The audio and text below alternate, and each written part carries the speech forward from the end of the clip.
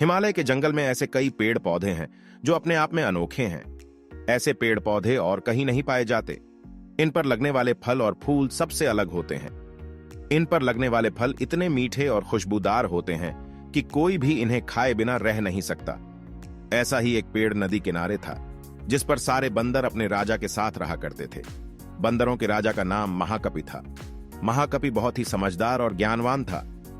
महाकपि का आदेश था कि उस पेड़ पर कभी कोई फल ना छोड़ा जाए। जैसे ही फल पकने को होता, वैसे ही वानर उसे खा लेते थे। महाकपि का मानना था कि अगर कोई पका फल टूटकर नदी के रास्ते किसी मनुष्य तक पहुंचा, तो ये उनके लिए बहुत हानिकारक हो सकता है। सभी वानर महाकपि की इस बात से सहमत थे और उनकी आज्ञा का पालन करते थे। लेकिन एक दिन एक पका फल नदी में जा गिरा, जो पत्तियों के बीच छुपा हुआ था। वह फल नदी में बहकर एक जगह पहुंच गया, जहां एक राजा अपनी रानियों के साथ घूम रहा था। फल की खुशबू इतनी अच्छी थी कि आनंदित होकर रानियों ने अपनी आंखें बंद कर ली।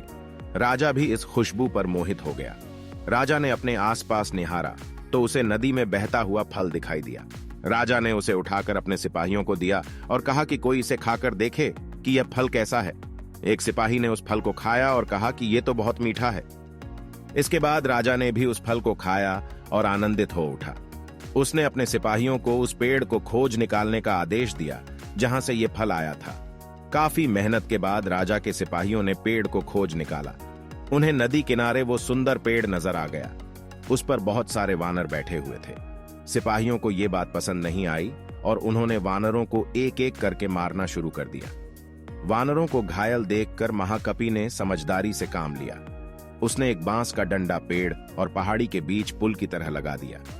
महाकपि ने सभी वानरों को उस पेड़ को छोड़कर पहाड़ी की दूसरी तरफ जाने का आदेश दिया। वानरों ने महाकपि की आज्ञा का पालन किया और वो सभी बांस के सहारे पहाड़ी के दूसरी ओर पहुंच गए। लेकिन इस दौरान डरे सहमे बंदरों ने महाकपि को बुरी तरह से कुचल दिया। सिपाहियों ने तुरंत राजा के पास जाकर सारी बात बताई।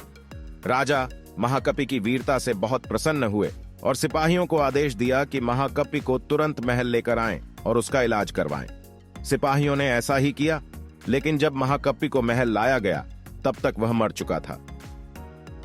इस कहानी से हमें यह सीख मिलती है कि वीरता और समझदारी हमें इतिहास के पन्नों में जगह देती है। साथ ही यह भी सीख मिलती है कि हर मुश्किल घड़ी में समझदारी से काम लेना चाहिए।